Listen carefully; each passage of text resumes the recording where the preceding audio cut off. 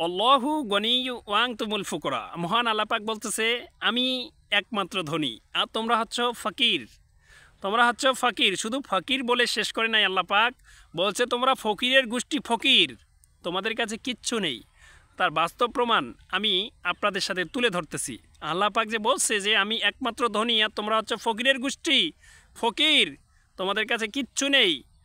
তো আমি তার বাস্তব প্রমাণ আপনাদের মাঝে তুলে ধরতেছি, আপনারা মনোযোগ দিয়ে শুনবেন।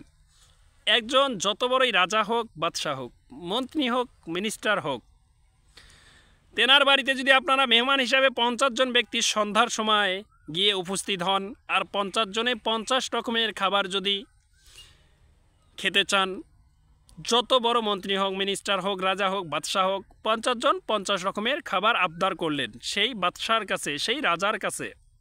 তাৎক্ষণিকভাবে গিয়ে বললেন, রাজা সাহেব আমি রুই মাছ খাবো, আরেকজনে বলছে আমি বোয়াল মাছ খাবো, আরেকজনে বলছে আমি ট্যাংরা মাছ খাবো, আরেকজনে বলতেছেন আমি পুঁটি মাছ খাবো, আরেকজন বলতেছে আমি ইলিশ মাছ খাবো, আরেকজন বলতেছে আমি হাতির মাংস খাবো, আরেকজন বলতেছে আমি কি করবো খাসির মাংস খাবো, আরেকজন বলতেছে আমি গরুর ভুনা খাবো, আরেকজন বলতেছে আমি কলিজা ভুনা খাবো। এরকম 50 জন 50 রকমের খাবার দাবি করলেন। সেই রাজা হোক, বাদশাহ হোক, যত বড় ক্ষমতাধর হোক ব্যক্তি হোক না কেন, আপনি 50 রকমের খাবার 50 জন দাবি করলেন। এবার বলুন তো আপনারা, উনি যত বড় রাজা হোক, বাদশাহ হোক, আপনার 50 জনের খাবারের চাহিদা সে তাৎক্ষণিকভাবে পূরণ করতে পারবে? পূর্ব কোনো প্রস্তুতি ছাড়া, কোনো আয়োজন ছাড়া তাৎক্ষণিকভাবে সেই যত বড় রাজা বাদশাহ হোক পারবে না আপনাদের চাহিদা পূরণ করতে। আর আমাদের মহান আল্লাহ পাক তিনি এই জন্যই বলেছে আমি হচ্ছি গনি। তিনি এবার দেখেন আল্লাহ পাকের, এবার দেখেন আল্লাহ কাকে বলে।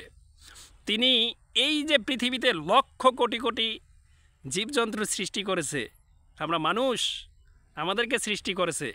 এবার বলুন তো কোনো প্রাণী কি কখনো না খেয়ে আছে? হ্যাঁ, যার যার খাবারটা সে পাচ্ছে কি না, টাইম টু টাইম পাচ্ছে কি না? আপনাদের কাছে আমার প্রশ্ন রইল। এই জন্যই আল্লাহ পাক বলতেছে আল্লাহু গনি ওয়া আনতুমুল ফুকরা, আমি হচ্ছি একমাত্র গনি আর তোমরা হচ্ছে ফকিরের গোষ্ঠী।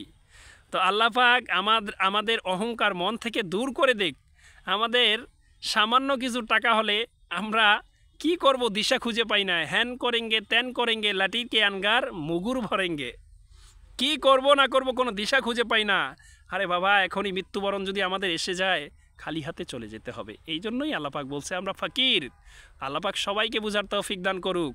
মন থেকে হিংসা দূর করুন, অহংকার ধুয়ে মুছে পরিষ্কার করুন আপনার কলবকে। কত টাকার মালিক হয়েছেন সেটা বড় কথা নয়, বড় কথা হচ্ছে আপনি একজন আল্লাহর বান্দা। আপনার হাত, মুখ, চোখ, নাক দ্বারা যেন, আপনার নিঃশ্বাস দ্বারা যেন দুর্গন্ধ এমন না ছড়ায়, অন্য মুসলমান, অন্য বান্দা যেন কষ্ট না পায়।